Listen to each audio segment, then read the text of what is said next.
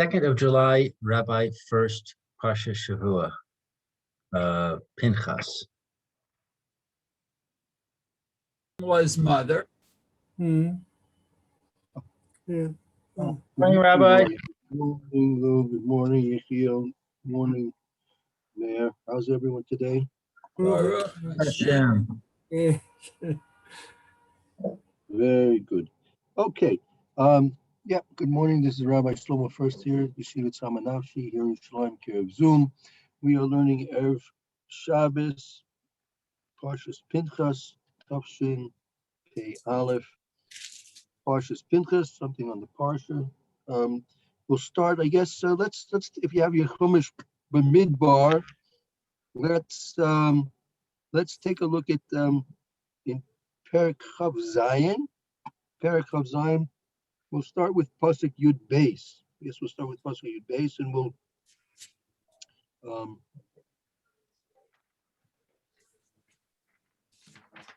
continue on for 3 or 4 psukim after that and see some Rashis. Hold it. Kaf Zion. Kaf Beit. Chav Zion, which parent? Which Pasuk Yud Beis as well. good face. Oh.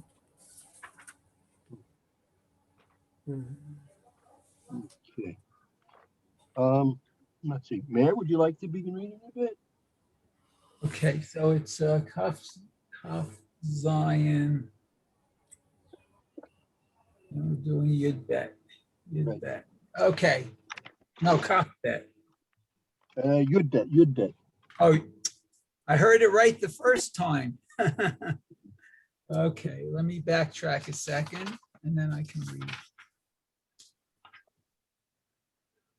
Okay, it says, Vayomer Hashem el Moshe, Olei el har ha'avarim hazeh, ure'ei et ha'aretz asher natati l'bnei Yisrael. So Hashem said to Moshe, go up on the mountain of Avarim, or this mountain actually, and look out at the land which I am going to give to the children of Israel. So with this first pasuk, have to ask ourselves the question: What's the benefit of Moshe Rabbeinu seeing Eretz Yisrael? Like he's not going to go into Eretz Yisrael. That'll be the next pasuk or two. Hashem's going to explain to him. He's not going to go into Eretz Yisrael, and nevertheless, he says, "Come, go up onto the mountain, take a nice look there at Eretz Yisrael. This is the place you're never going to go to. You're never going to enter." You know, it would seem to be a little bit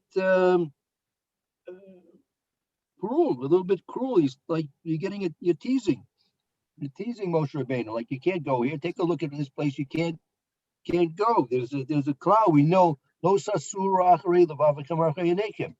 Right? Don't go after your heart and after your eyes. Why? What's the connection between the eyes and the heart? Rashi explains, if I'm not mistaken, the eyes see and the heart desires. Right? I think that's what we see over there. That by seeing something, a person will come to desire it. If you don't see something, you can't desire it. It's all imagination. You're not going to be so influenced by the Yetzer Hara and something you don't see. But you see something, all of a sudden, once you get a look at something, and especially if it's forbidden, then you have even a bigger Yetzer Hara for something that's forbidden. There's a pasuk in Mishlei, right? I think we've mentioned this. You've probably heard it before. The pasuk in Mishlei says, "Mayim imtaku, mayim ganavim yimtaku." Stolen waters are sweet. The Gemara speaks about this pasuk, right? Stolen waters are sweet. There's an obvious question, right? The obvious question is, water has no flavor. Why not? No flavor to water, right? You go to the supermarket, they have water, plain water. There's soda water, they have soda. Now they have all these different flavored waters, right? You can get flavored waters, but water itself, in and of itself, has no flavor. So the question is, what does it mean that stolen waters are sweet? It says the very fact that a person stole something, right? That satisfaction that he stole something makes even water taste sweet. Amazing thing, no? Something that has no flavor, when the person steals it, all of a sudden it becomes sweet.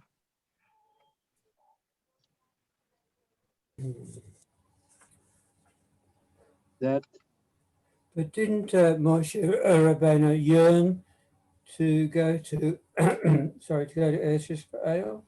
very, very much. He wanted that more than anything. That was to come into Eretz Israel.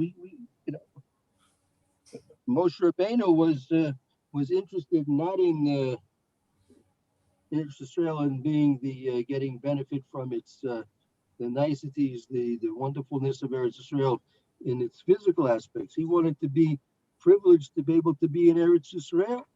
That But he'd never seen it. he never saw it. He never saw it. This was the first opportunity for him to see Eretz Israel. But seeing is only physical. He's not seeing the true value of Eretz Israel, which is the spiritual value. You can't see that. Yeah, I think he is seeing that No, he's from seeing the all you mountain. can see is the physical land, and it's Eretz Israel. If you just look at it, Mm, it's nothing special. It's just another land. mm. But I think maybe since that comes up, that idea comes up, I would imagine that Moshe Rabbeinu sees not only the physical land, but also beyond and into it. yeah. 1 second. I mean, first and foremost, he's looking.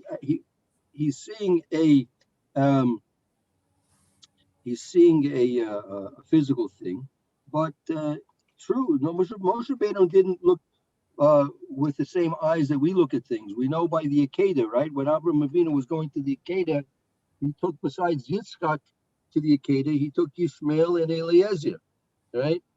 He took his two primary, his servant and his other son. So in addition to Yitzchak, Eliezer, Ebed Abraham, and Ishmael came along with him. So when they were approaching Har Moriah, so there was a cloud there on the mountain. So Abraham Avinu asked everybody, what did they see? What did they see over there in the Har? So Ishmael and Eliezer said that they saw the cloud. They saw a cloud on the mountain. And Yitzchak said he saw the Shekhinah. He saw the Shekhinah. So Avraham Avinu said to Ishmael and Eliezer, okay, you see just like what the Chamor sees. The Chamor sees, and it sees just the physical aspects of what's there. So you stay here with the Chamor, and you, Yitzchak, who saw the Shekhinah, you saw more than what was physically there. You come with me, that we shall approach the Shekhinah.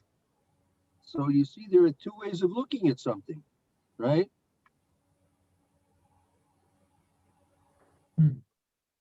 But on the other hand, Rabbi, Furst, Yes, go ahead, Mir. Moshe Rabbeinu never protested to Hashem that he would not be able to enter the land, as far as I think in the Torah anyway. Well, we have in the beginning of Parshas Vayechanan, right? If I'm not mistaken, the very beginning of Vayechanan. 1 second.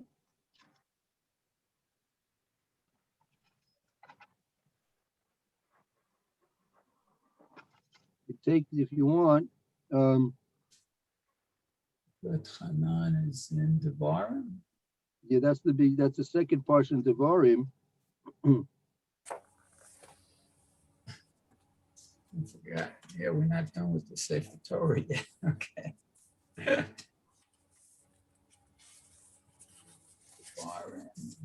Bet Hanan. Okay. 9:58.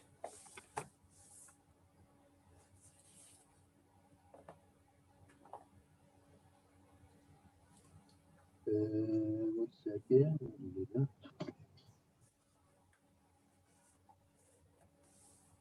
What was Pasuk Chaf Hey.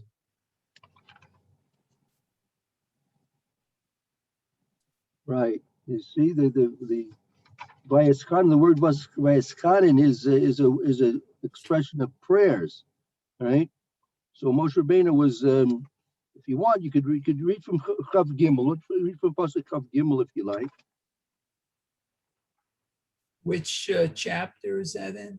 That's in chapter Gimel. Oh, Chapter, Gim. it's right at the beginning, the very first pasuk of Vayeschanan. Oh, I see. Yeah. Unfortunately, it's smaller print. Okay. So V'etchanan el Hashem ba'et hahi lemor. Adoshem Elokim ata chilota l'harot et avdecha et godlecha v'et yadcha chazaka asher mikel b'shamayim u'ba'aretz asher ya'aseh k'ma'asecha v'kigvurotecha. Okay, so Hashem, no, I implored Hashem, at the time. Okay. My Lord Hashem, okay, Elohim actually. Ata hacholita, you began to show your servant your greatness and your hand and your strong hand, which, let's see, Mikael, who is the God in the heavens and earth, which your creations and your greatness you performed or you created, I guess. Right. I mean, Moshe Rabbeinu's first giving quite a lot of praise and due praise to HaKadosh Baruch Hu, and making a point of how all powerful HaKadosh Baruch Hu is. Okay, now I see what is coming up here. Oh, so yeah, go ahead. What's coming up? It says, Eberana ve'er'eh et ha'aretz hatova asher be'ever hayarden ha'har hatov hazeh v'ha'levanon. So now he's actually asking, please let me cross and see the good land, which is on the other side of the Jordan River, Har Hatova, the good mountain, this good mountain, and Lebanon, the Lebanon. Oh, so he does ask. Yeah, right. You see, he's very well asking, and you see, he's prefacing. He says how great and powerful HaKadosh Baruch Hu is, right? HaKadosh Baruch Hu is all powerful, the creator and the maintainer, sustainer of the universe. And what can't he let this one little person, this one Moshe Rabbeinu, go into Eretz Yisrael also? Hashem's not certainly powerful enough to allow Moshe Rabbeinu to go into Eretz Yisrael, right? Right. He's pleading to HaKadosh Baruch. And not only that, what's the next pasuk or two say? What's Hashem say now? Okay, Kaf Vav. Let's see. Let me get my magnifying glasses. Okay. Vayitaber Hashem bi le'manchem v'lo shama Eli, vayomer Hashem Eli, Rav Lach al Tosef daber Eli od b'davar hazeh. Okay, so Hashem became angry. Whoa. Okay, with me because of you. Is that he's blaming the Bnei Yisrael because of that? Yeah, that was the cause of his inability to come into Eretz Yisrael was based on what happened a few parshas back with the seller. He hit the seller instead of talking to it, right? So so he was right. Yeah. So Hashem, he didn't listen to me. So Hashem didn't listen to Moshe. Hashem said to me, Rav Lach, I guess it's Rav Lach, it's too much for you. I mean, it's enough already for you. It's enough for you already. Don't add more speaking to me, Odavar, I guess about this matter. Right. Okay, so he did ask. Very good. And then that's one more. I think one more pasuk. Okay, so there was Kaf Vav, Kaf Zion, I guess. Okay.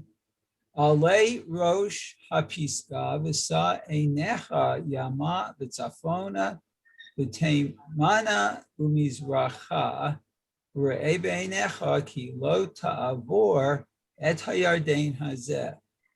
Oh, so let's see. So he says, Ale, go up to the top of what's Pisgah? Is that the name of a mountain? Well, Pisgah is like a peak. That's like a Peak. Yeah. Go up to the top of the peak. Okay, and raise your eyes towards. Okay, hold on. Yama is west. Tzafon is north. Temana is south, and Mizracha is east. Re'ei beinecha, and your eyes shall see. That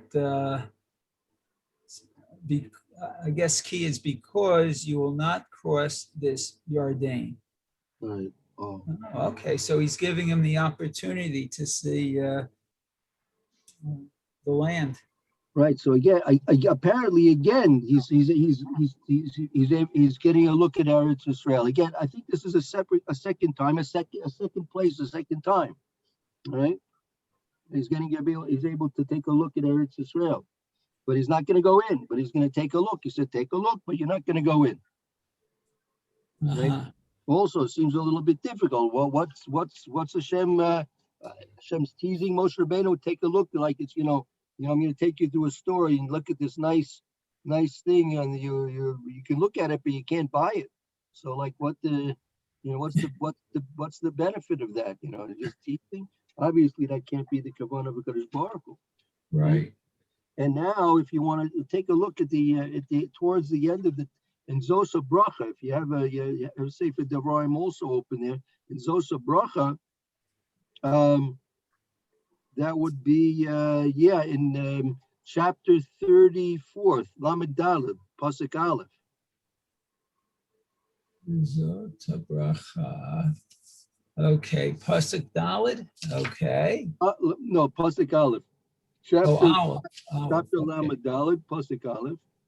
Oh, okay. So Vaya'al Moshe me'arvot Moav el har Navo Rosh Hapiska asher al pnei Yerecho Vayerehu Hashem et kol haaretz et Hagilad ad Dan.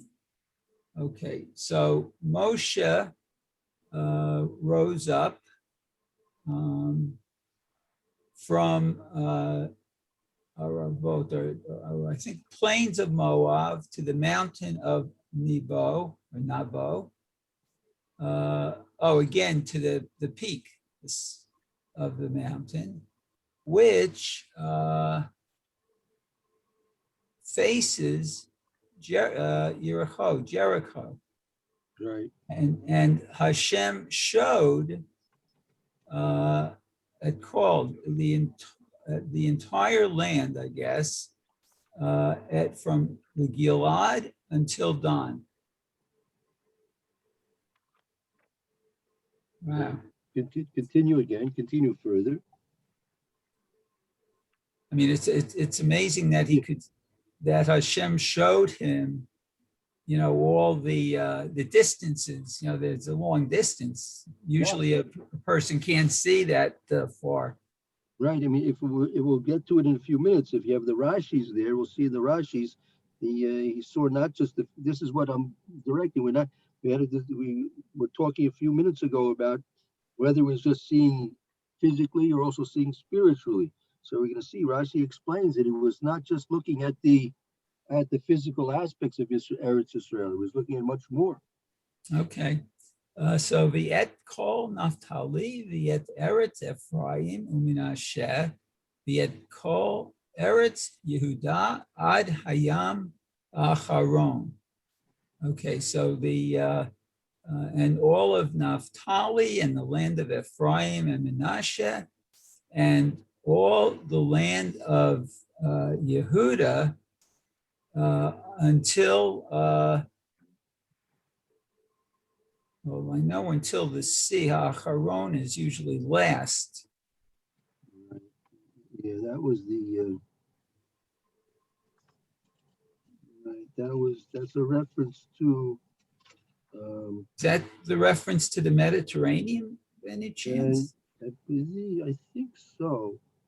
The Western Sea, yeah, Yama Acharon. I think that's the what's considered to be the sea towards the west. Yeah. Okay.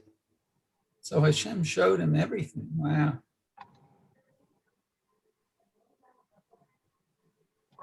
Then it continues on another pasuk or two.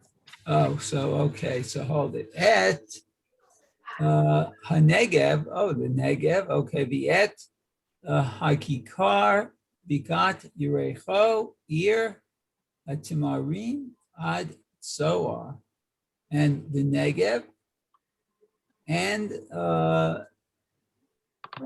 Kikar. Kikar's the plain. Oh, the plains. Okay. The valley of Jericho and the city of dates. Wow. Right. Okay. Until I guess the city of Zoar. Right. Okay, another pasuk or two. Yeah. Okay, so let's see. That's Dalit. Okay. Vayomer Hashem Elav. So Hashem said to him, Zot haaretz asher nishbati la'Avraham liYitzchak liYaakov le'mor v'zarcha et nena hariticha ve'einecha v'shama lo ta'avor. Oh, so let's see. So this is the land which I swore to Avraham, Yitzchak, and Yaakov, saying, to your children, I will give what I am showing you, your eyes, but there you will not pass over. Okay, so he's in Devarim, he's reiterating that. Seems like a lot more detail here. Yeah, exactly. And he's saying again, you can look, but you're not gonna go in. You're not going to go in. Okay. Well, that's my answer. Right. Thank you. So we have a few Rashis here. Take a look at what Moshe Rabbeinu was looking at over here. I don't know if we'll do all the Rashis, but if you have the Rashis there close by, take a look at just the beginning there. Rashi says, I have to see if I can read it. My Siddur is in Rashi script and it's small. So. Okay.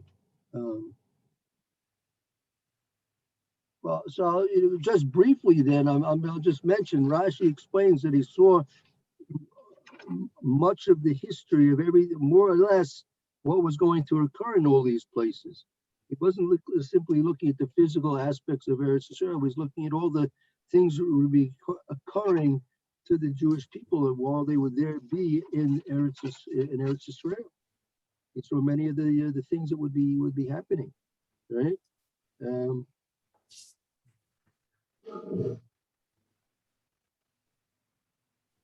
So Moshe Rabbeinu was looking not just physically, he was looking spiritually as well.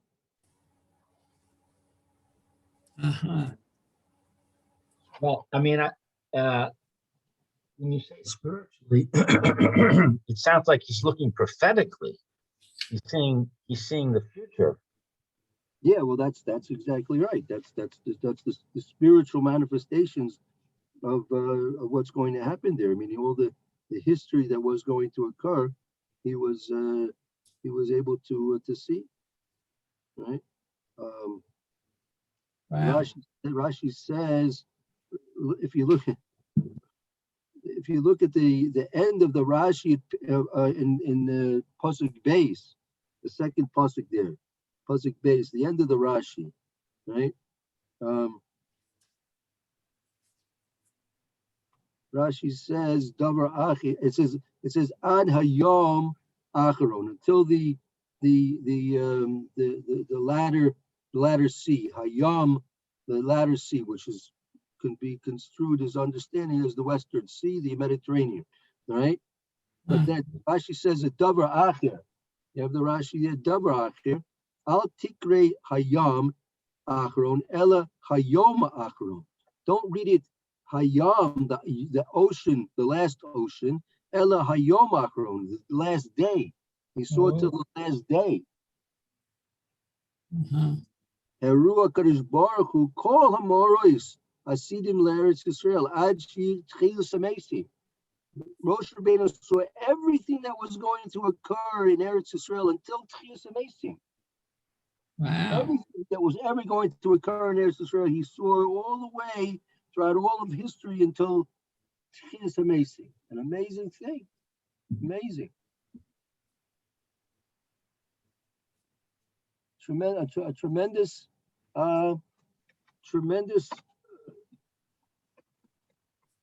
insight, and of course it was through prophecy, right? It was through prophecy, but it was knowing these, and the question is, what was the reason for it? Why did Moshe Rabbeinu have to see this? Yeah.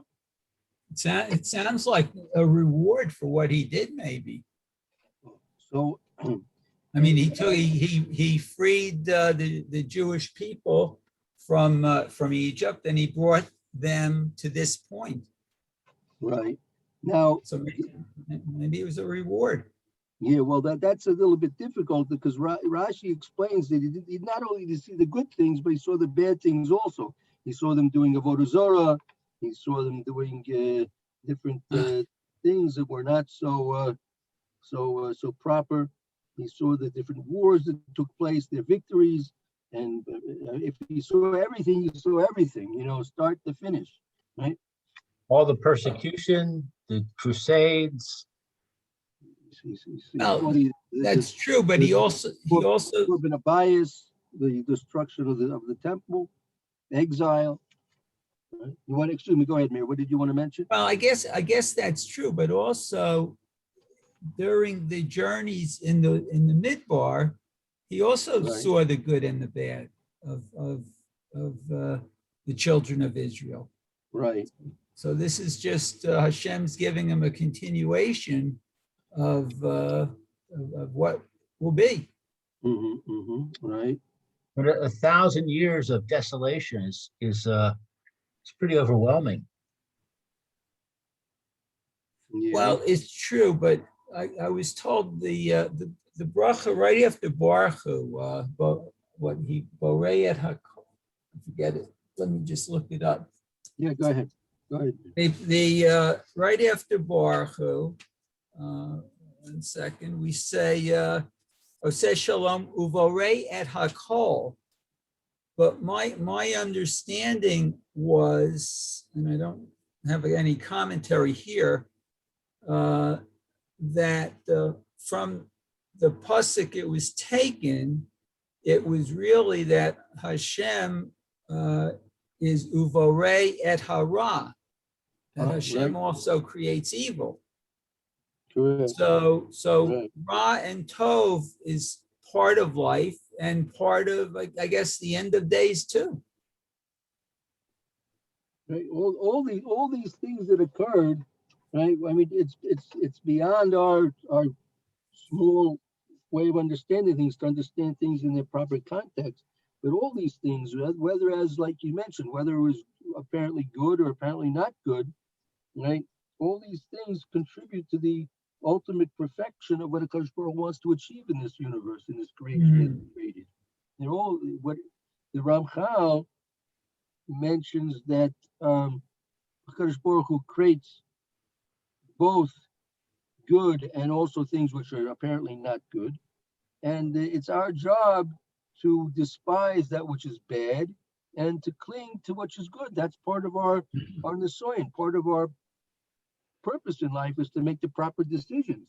So you have to have choices and you have to have the ability to make the choice and exercise the free will to choose what is good. And therefore, there's a reason why there are things which are not good, and a reason even why they might be even tempting, right? Because Hashem is giving us an opportunity to exercise our free will, to choose what's good and to refuse to be influenced by what's bad. If everything was good, there'd be no reason for Bechir. We wouldn't have to have free will if everything was good. That's true. That's true. It's sort of like resisting the second piece of cheesecake. Yeah, that's right. That's right. If the cheesecake wasn't there at all, you wouldn't have anything to resist. That's right. That's true. Okay, thank you very much. Okay, thank you. Very good. But I still feel like he would be assaulted by the preponderance of bad. If you look at the history of there's a whole lot of bad for many, many, many years. A whole lot of pain and suffering, and it's hard to see how that would not be torture for Moshe Rabbeinu. He'd be crying most of the presentation. Yeah, well, I mean, no doubt, it was definitely not a happy sight to see all the things that were happening. Whether or not, in general, the historically speaking, it wasn't most of the times the Jewish people lived under very good conditions, very, very good conditions. There are times that things became very, very bad, right? But in general, we lived under very good conditions, and in general, we were very good. There were times that we were bad, even sometimes very bad, but those were the minority of occurrences. Just like you might think, when you're reading through all these parshas, you might think that the Jewish people in the Midbar gave HaKadosh Baruch Hu that we were very rebellious and very insolent, and we were transgressing quite a lot. But as it's mentioned both in the Torah itself and in Chazal, there were in fact only 10 times that we actually angered the HaKadosh Baruch Hu during the course of the 40 years from our coming out of Mitzrayim to the time we entered Eretz Israel. Only 10 times in 40 years. So that's pretty good. I mean, it's terrible. It's very terrible.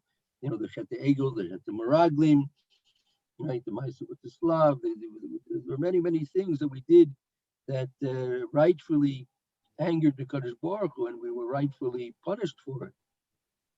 But nevertheless, we shouldn't get the idea that we were continually always at odds with the Kadosh Baruch Hu, always at odds with Moshe Rabbeinu. If the Torah goes out of its way to speak about a situation with Korach rebelling against Moshe Rabbeinu. So you should realize that that was one of the minor things that that happened. It was these things were yotzi, what we say yotzi min hakol. These was tremendously unusual. That's why they were recorded. It wasn't that they were quarreling constantly with Moshe Rabbeinu. There were times when did we quarrel? Like when did we complain? When there was no food, when there was no water. You know, I mean, that's not even though we may not have done it in the proper way, right? But not having water in the middle of the desert is not simply a lack of pocket change. You know, that's a serious thing. You have children that are interested in drinking. You have animals which need to drink, right? And in the desert, you just don't find water like you do, you know, in one of these water parks is flowing over with water all over the place. A desert's a desert for a good reason. There's no water there, and you're not talking about one or two people, you know, on a family trip. You're talking about well over 2 million people, right, without water. What are you, you know, what are you going to try and do with 2 million people without water? They had a right to complain. The way they did it may not have been proper. It may have gone because of their the situation they were put into. Maybe they didn't do it in the proper way, and that's one of the criticisms. But nevertheless, they were correct in expressing their need to have water. That definitely was so. They didn't have food, right? So Chazal explained that the man, right, the man, they really had no reason to complain about the man, right? There were some, like what they call ulterior motives when they complained about the man. But again, these are like only 10 times in 40 years. And likewise, throughout the whole history, you know, the whole history of Klal Yisrael, you should realize it, from the time when we came into Eretz Yisrael with Yeshua ben Nun until the building of the base of Mikdash with David HaMelech, it was a good, if I'm not mistaken, it was a good over 400 years. 400 years. That's a nice amount of time. America's not even lahavdil. America's not even approaching close to that amount of time. It still remains to be seen if America is going to be a country after 400 years or not, right? So, Yep. But nevertheless, Rabbi, we have about 1,000 years of Jewish control from Yeshua ben Nun up until the destruction of the Second Temple, and then we have 2,000 years of not Jewish control, and not only that, but the years of Jewish control were riddled with problems. I mean, the period of the judges was was like a roller coaster, and then with the period of the kings, there were a lot of evil kings, and there was strife with the 10 tribes breaking off. So it seems to me overall, it's the preponderance is. I mean, yeah, we rose to great heights in the times of Shlomo HaMelech, but we sunk to tremendous depths at the times of the destruction. So it seems to me that overall the preponderance is in the negative direction. no, not at all. When Tanakh mentions the things, the prophets are given their prophecy for the sake of Klal Yisrael throughout all generations. So when we read the prophets, when we read Tanakh, right, we're supposed to take a lesson from the things and the mistakes that previous generations made. So the things that they were doing good, we can't really take too much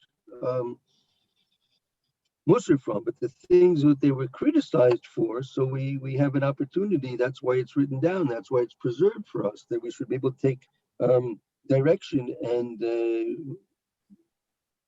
understand the chastisements, what they were doing, and how that applies to our lives. But most of the time, it was very, very, it was in general very good. That what we read about are the exceptions to the rule. That wasn't these things weren't the rule. Those were the exceptions to the rule.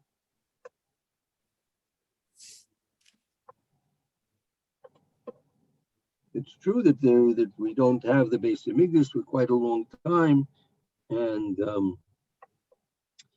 even when we had the Beis Hamikdash, say the second Beis Hamikdash, so even when they built the second Beis Hamikdash, it was known that it would eventually be destroyed again. It was understood when it was being built that it would not be lasting, right? It would not be lasting. So, but nevertheless, they went ahead and built it, and there was quite a bit of prosperity under those conditions. Again, there's always strife, and for example, I've mentioned this from time to time. We in Parsha Chukos we read about that Aaron was nifter, right? Aaron was nifter, and it says that everyone, Kol Beis Yisrael, mourned for Aaron for 30 days. Everyone in all the Jewish people mourned for Aaron for 30 days. And when Moshe Rabbeinu is niftar, right? It doesn't say that everyone was mourning for Moshe Rabbeinu. It uses a different expression. And I think Rashi on the spot makes a point about that, right? Yeah, it says in if you want to take a look in the very end of the Chumash Kemat, chapter Lamed Daled 34, pasuk Ches.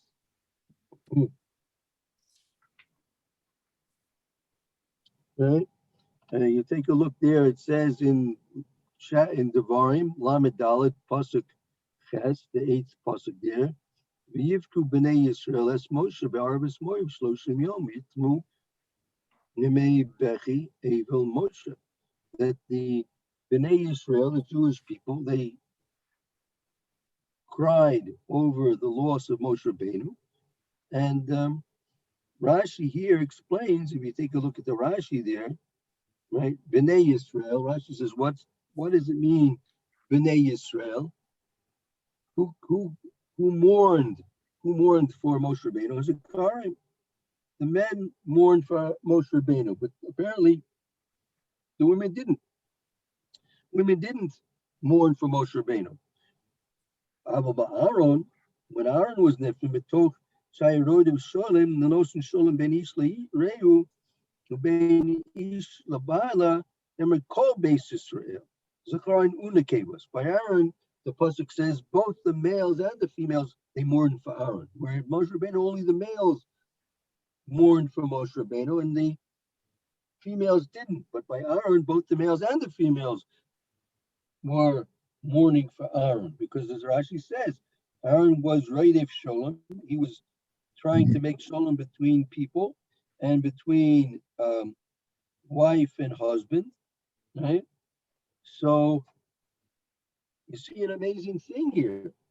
Moshe Rabbeinu obviously was busy with everything he was busy with, but Aaron was given credit for making Sholem ben ish leishto, between husband and wife, between man and his neighbor.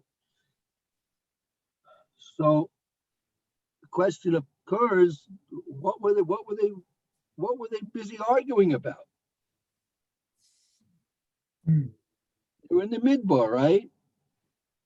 Again, remember with Aaron's passing from this world to the next, Olam Haba, we lost the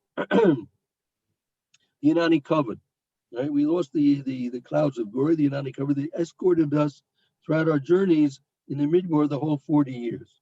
With Aaron, and then we were given those with Aaron, the schus of Aaron. When he died, we lost the Anani covered.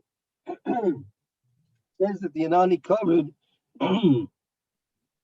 it supplied all. It kept us warm in the cold nights, and it kept us cool in the hot days. Our clothes didn't wear out, our shoes didn't wear out, we didn't have to buy new clothes. The Aaron Anani covered were tremendous blessings for all of those who lived within the Yanani covenant. We had the man in the Skus of Moshe Rabbeinu. We had the bear Miriam in the Skus of Miriam. We came out of Mitzrayim with the Rechush Gadol. We came out of Egypt with tremendous wealth. Right? Tremendous. Each person came out of Egypt, came out with tremendous wealth. In short, we had all our Gashmias taken care of. There was nothing we lacked. Absolutely, we lacked nothing. Right? That, what were we lacking? If we were lacking nothing, the question arises, well, what were we fighting over? What was Aaron so busy about making shalom in Ish Leishto ben Ish Lerehu, a person and his neighbor, a wife and her husband? We had all the needs. We had our parnasa, we had our food, we had our clothes, we had our water, right? What's everybody fighting about? What was Aaron so busy making shalom between people? Good question. What's the fight about? So you see from this that you can have everything you need physically, right? But if you don't have good midos, you don't have a proper attitude, you don't have the proper upbringing, right? You're still going to get into fights. You can have everything physically you need, but that's not going to save you from getting into fights. People are going to still be there. Like I say, Kina, not me, I don't say it, because I'll say it. Kina type of a kavod, motzi es adam min olam. Kina, jealousy, kavod, honor, and taiva, lust, are going to take a person out of his world. So a person can have everything, but if he's a jealous person, he's going to want more than what he has. He's going to want what he sees his neighbor have. Mm. And if he's a lustful person, right, he's going to get himself into trouble. And if he's a person who's a Baal Gaiva, he's interested in forwarding his own prestige, so he's going to get himself into trouble. So having all the physical needs taken care of won't necessarily make a person into a Baal Midas Toivos. And since therefore Kina type of a cover do in fact affect a person, unless a person's going to work with intent and with hasmada, with intensity to try and correct these things, he's going to run into the Yetzer Hara. A person's going to run into the Yetzer Hara. He's going to run into trouble. So then Aaron had to come to the rescue, right? Aaron was busy coming to the rescue of all these people. So even though you might have very many physical amenities, and that could be throughout our whole history, right? That's not going to necessarily make everything perfect. So even though that the majority of the times that Klal Yisrael was living properly, but unless there was a serious of way and a serious attempt to try and correct the person's character traits, the Yetzer Hara is going to get busy, right? So the Yetzer Hara gets busy. So therefore, you have to have the prophets coming along and giving us tochacha, just like Aaron came along in the midbar and was busy making shalom between people and husbands and wives and people and the neighbors, right? So the prophets in each generation also came along to try and set things right, right? But we shouldn't think that just because the large majority of what's talked about in the Tanakh seems to be criticisms of Klal Yisrael, we shouldn't make a mistake and think that the majority of our time we were doing things wrong. In fact, most of the time we're doing things very right, correct, proper, very properly. And nevertheless, the Yetzer Hara still gets a hold of a person. So really, Tanakh is really a chronicle of the various successes of the Yetzer Hara and the corrective measures that have to be taken to correct the things which were caused by failure to control the Yetzer Hara. So that brings us back to one of our original questions. Like, if you remember what we say in the Parsha of Tzitzis, Lo sasur achrei levavachem achrei, that you shouldn't look after your heart and after your eyes, because as Rashi explains on that pasuk, that their eyes and the heart are the tools of the Yetzer Hara. So, as Chazal mentioned, if you don't see something, you won't desire it. So don't look at it, you won't desire it. You don't see it, you don't know about it, you won't desire it. So, coming back to our question, what's the benefit of Moshe Rabbeinu seeing Eretz Yisrael? He's been told every time he says, take a look. Hashem says, you know, you're not going in. Look, but you're not going in. Look, but you're not going in. And we see that he saw not only the physical land of Eretz Yisrael, but he also saw the spiritual successes and failure of the Jewish people in and on Eretz Yisrael. So, one of my rabbis, Rav Shmuel Shechter, said that we have to understand something about Moshe Rabbeinu. That Moshe Rabbeinu, as much as he wanted to come into Eretz Yisrael, nevertheless, he cared more about Klal Yisrael than his coming into Eretz Yisrael.